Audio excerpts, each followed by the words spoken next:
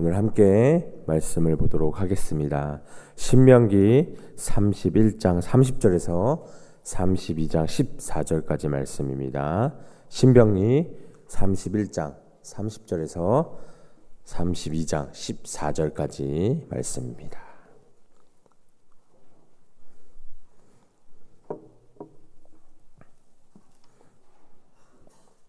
신명기 31장 30절에서 32장 14절까지 말씀입니다. 우리 다 찾으셨으면 한 목소리로 함께 봉독하도록 하겠습니다. 시작.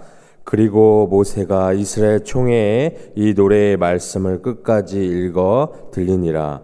하늘이여 귀를 기울이라. 내가 말하리라. 땅은 내 입의 말을 들을지어다.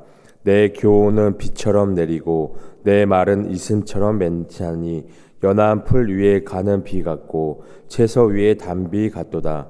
내가 여호와의 이름을 전파하리니 너희는 우리 하나님께 위엄을 돌릴지어다.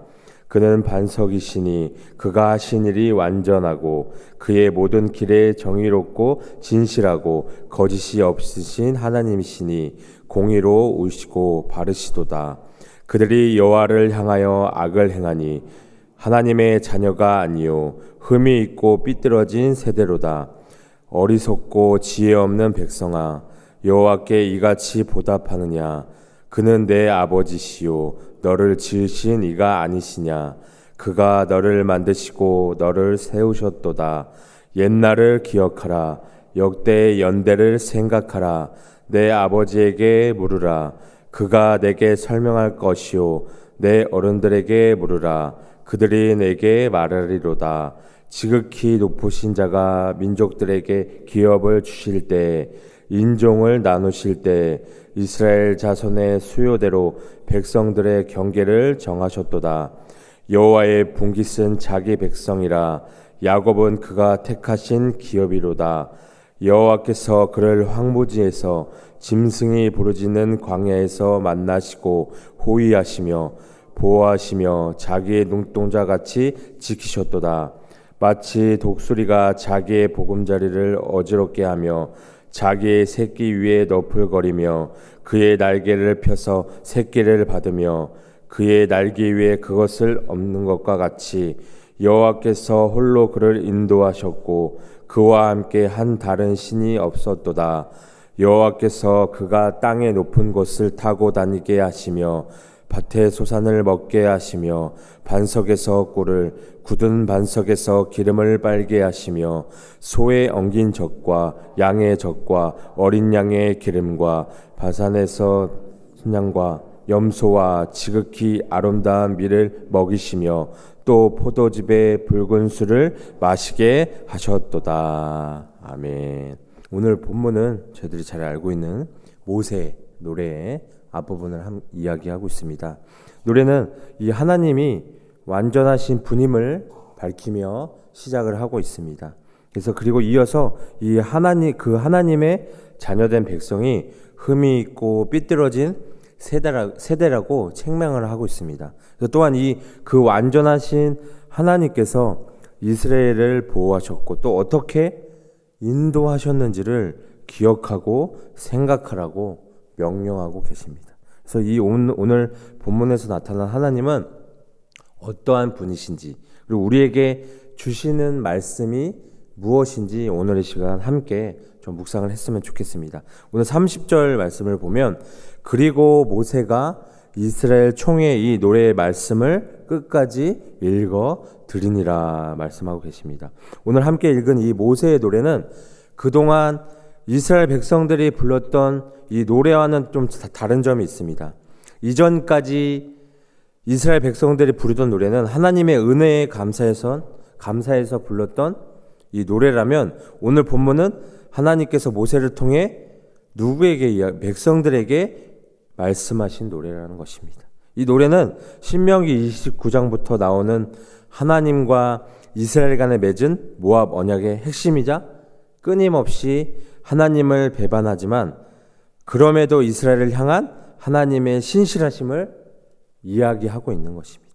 그래서 모세의 노래는 이렇게 시작하죠. 32장 1절에서 3절 말씀 1절에서 2절까지 말씀을 보면 하늘이여 귀를 기울이라 내가 말하리라 땅은 내 입의 말을 들을지어다 내 교훈은 비처럼 내리고 내 말은 이슬처럼 맺히나니 연한 풀 위에 가는 비 같고 채소 위에 단비 같도다.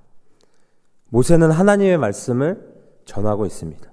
하늘과 땅에게 귀를 기울이라고 말하고 있습니다. 하나님의 말씀은 비나 이슬과 같은 너무나 어떠죠? 자연스러운 자연의 법칙과 같다는 것입니다. 하나님의 말씀이 없으면 우리들의 마음은 어떻게 될까요? 정말 건조하고 팍팍한 마음이 딱딱해질 것입니다.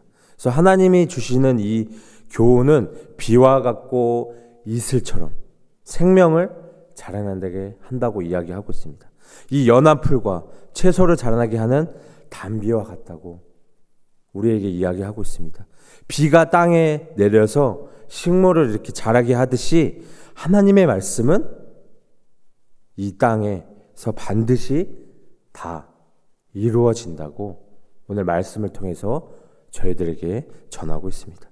3절과 4절을 보면 내가 여호와의 이름을 전파하리니 너희는 우리 하나님께 위엄을 돌릴지어다.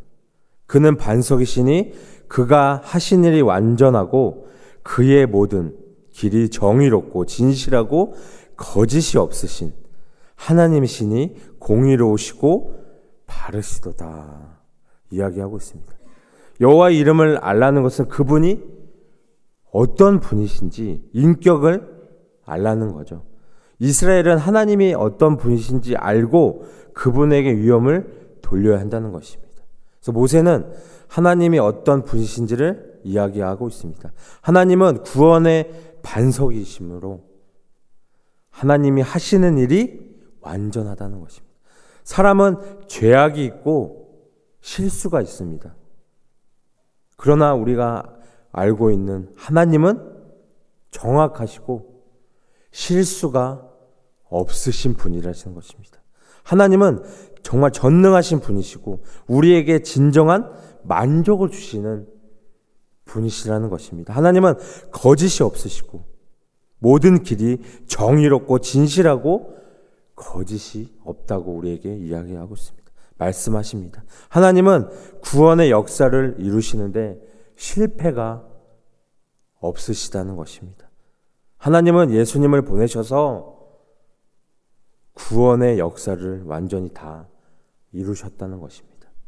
우리 하나님은 우리가 믿고 신뢰하고 따르실 만한 분이시라는 것입니다. 우리가 그것을 인정하고 믿고 따라야 할 것입니다.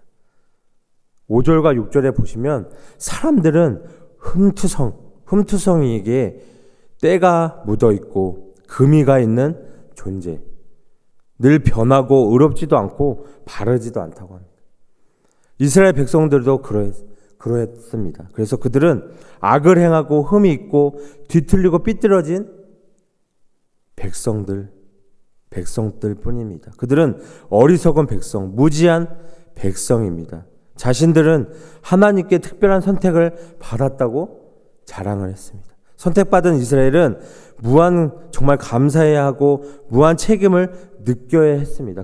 하지만 순종치 않고 악을 행했다는 것입니다. 이것은 정말 베풀어 주신 은혜를 배반하는 행위입니다. 하나님께서는 우리를 만드시고 세우시는 분이시고 그분은 그들을 지으시고 만드신 아버지이십니다. 이 신약에서 자주 등장한 표현이지만 구약에서는 최초로 하나님을 아버지라고 불립니다. 출애굽기 4장 22절에서 하나님께서는 자신이 이스라엘의 아버지심을 이야기했습니다. 이스라엘은 내 아들, 내 장자라고 하셨지만 직접 이렇게 아버지라 부른 것은 여기가 처음입니다. 그래서 하나님께서 아버지 역할을 해 주셨기에 이 불순종과 패역함에도 불구하고 이스라엘은 여전히 하나님의 백성으로 남을 수 있었고 그들을 향한 기대와 계획을 철회하지 않을 수 있었다는 것입니다. 우리들의 삶을 정말 거룩하게 살아가야 할 이유가 바로 이곳에 있다는 것입니다. 하나님의 백성으로 선택한 사람들은 세상 사람들보다 무엇인가 차이가 나야 한다는 것입니다. 더 거룩하고 귀감된 삶을 살아가야 할 때 주변 사람들이 우리를 통해 누구를 볼 수 있어야 할까요? 하나님을 볼 수 있어야 한다는 것입니다. 7절에서 9절을 보면 옛날을 기억하라. 역대의 연대를 생각하라. 내 아버지에게 물으라. 그가 내게 설명할 것이요. 내 어른들에게 물으라. 그들이 내게 말하리로다. 지극히 높으신 자가 민족들에게 기업을 주실 때에 인종을 나누실 때 이스라엘 자손의 수요대로 백성들의 경계를 정하셨도다. 여호와의 분깃은 자기 백성이라 야곱은 그가 택하신 기업이로다. 모세는 먼저 하나님이 얼마나 오래전부터 이스라엘에게 특별한 관심을 쏟으시고 그들을 택하셨는지 돌아보라고 이야기하고 있습니다. 하나님께서 세상을 나누실 때 많은 민족과 나라로 나누셨지만 이 중 이스라엘을 하나님의 백성으로 삼으셨다는 거예요. 세상을 보면 힘 있는 나라, 사람들로 세상이 자지우지 되는 것처럼 보이지만 이 세계의 역사는 하나님의 백성을 중심으로 진행되어지게 되었다는 것이에요. 이 바벨론은 대표적으로 바벨론은 주변의 나라들과 전쟁에서 이기고 이 유다 또한 멸망시켰습니다. 세상은 바벨론에 의해 돌아가는 것 같습니다. 그러나 에스겔 30장에 보면 바벨론은 범죄한 하나님의 백성을 징계하기 위한 도구로 사용된 것에 불과했다는 것입니다. 많은 민족과 백성들 중에서 이스라엘을 하나님의 소유로 삼으시고 중심에 두셨다는 것이에요. 그러나 이 미련한 이스라엘 백성들은 눈에 보이는 세상의 것들을 쫓아 하나님을 떠났다는 것이에요. 이스라엘을 위해 하나님께서 행하신 일은 이스라엘을 보호하신 거예요.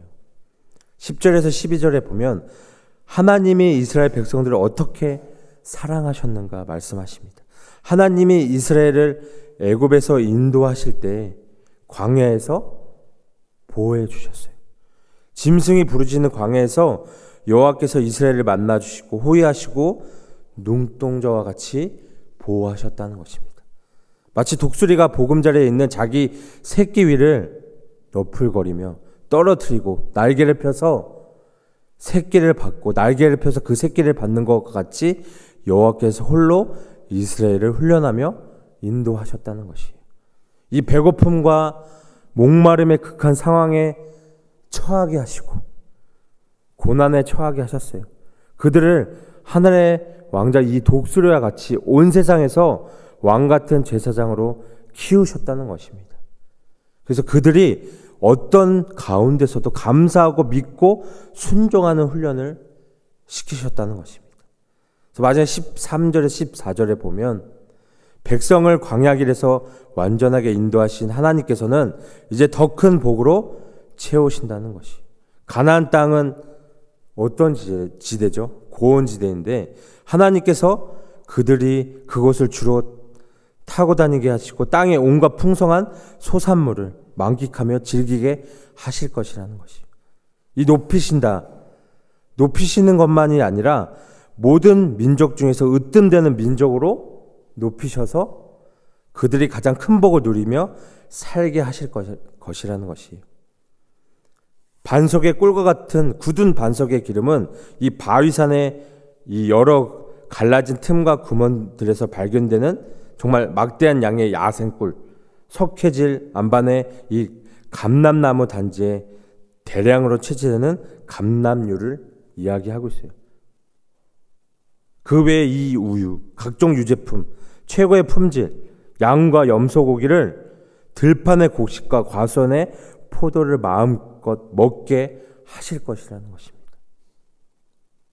이 말씀을 통해서 정말 이 무한한 하나님의 사랑을 저희들이 깨달아야 한다는 것입니다. 우리들이 아무리 하나님을 뒤돌고 떠나더라도 하나님께서는 어떻게 하시죠? 우리들을 항상 지켜봐 주시고 항상 품에 안아 주신다는 것입니다. 그것을 우리가 알고 인지해야 한다는 것입니다. 그것을 기억해야 한다는 것입니다. 그래서 오늘 이 말씀을 통해서 저희들이 하나님의 은혜를 잊어서는 안 된다는 것입니다. 하나님의 은혜를 기억한 사람들만이 살아있는 사람으로 살아갈 수 있다는 것입니다. 우리가 말씀을 통해서 이 하나님의 행하신 일을 오늘 이 시간 기억하시고 그 뜻을 우리가 잘 알고 기리는 하나님의 사람들이 되셨으면 좋겠어요. 그래서 말씀을 기억하시고 찬양, 기도, 그 말씀을 기억하셔서 하나님의 무한한 사랑을, 그 은혜를 오늘 시간 기억하시는 오늘 이 하루가 되기를 소망합니다.